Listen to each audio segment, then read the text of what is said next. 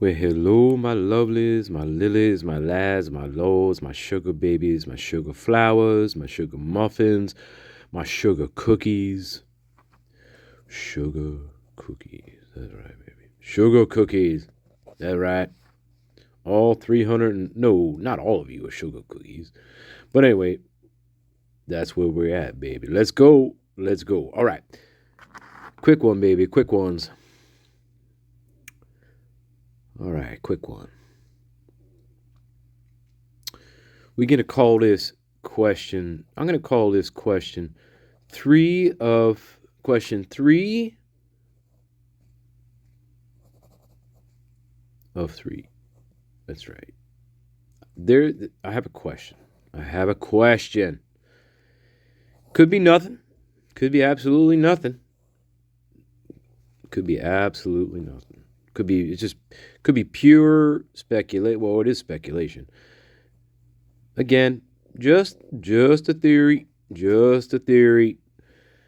But I wanted to show you some stuff. Wanted to show you guys some stuff. Oh, yeah. We know where we're at. All right.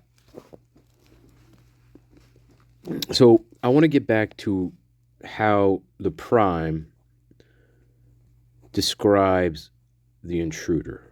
Okay.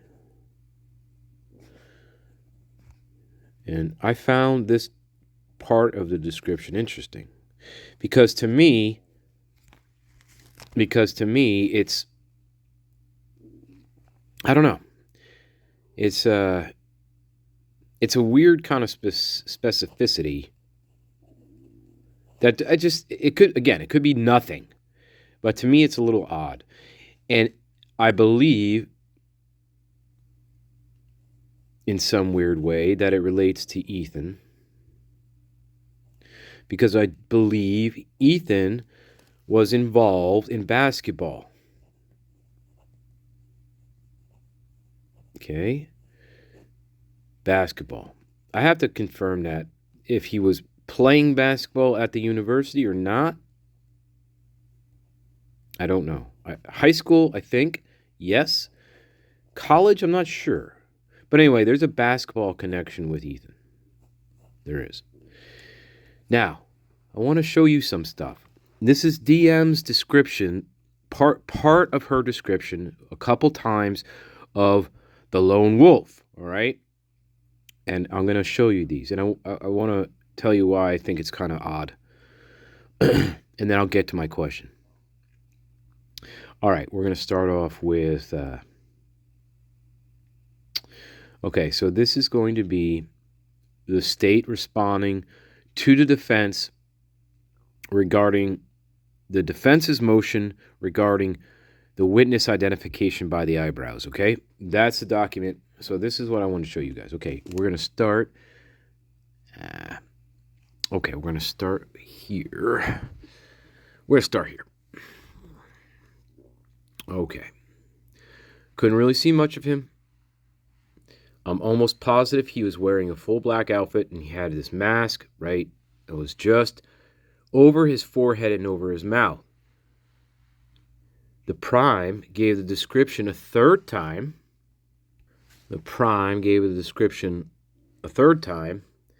Repeating he had a mask. He was an inch or two taller than her. He was basketball player kind of skinny. And a voice she did not recognize. Okay? Keep that in mind. Basketball player kind of skinny. All right. The prime described the male as not skinny tone. Thought it was, but not skinny tone. That basketball kind of type. Okay? That's the second time we hear about basketball. Physique. Whether before it's skinny, now it's not, I don't know. Basketball kind of type, all right? Keep that in mind. And then this one. I knew the person was white. I don't know how. We've been over that. But I just knew it. Knew it was a male. I think I knew that because of the voice. The person was around my height or a few inches taller. And then I knew his build wasn't like scrawny and he wasn't fat. So I figured it was like the basketball toned lean build. All right.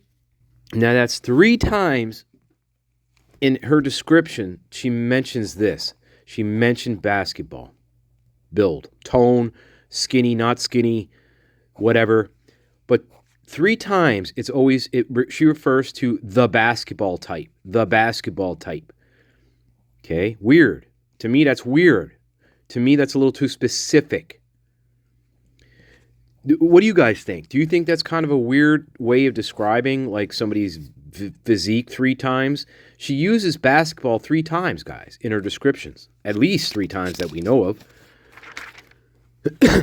So, to me, that's specific. Basketball. It could be any type of tone build. You could say, well, he was just toned. But basketball. So, again, Ethan, connection there. So here's my question 3 of 3.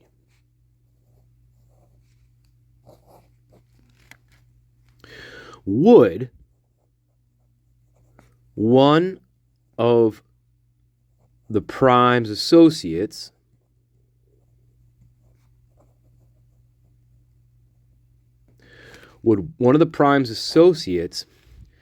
be either, let's say Ethan does play basketball in college, would it be one of his basketball team members? Could be. That's where I'm going with this. Is it somebody from, let's say he is playing basketball in college, is it somebody on his team that is also maybe in the frat that Dylan knows? And maybe subconsciously, or maybe, I don't know, maybe not subconsciously, but maybe it's more like she knows, well, of course she knows who the other 2 are. So my question is, what would the chance be of one of the perps,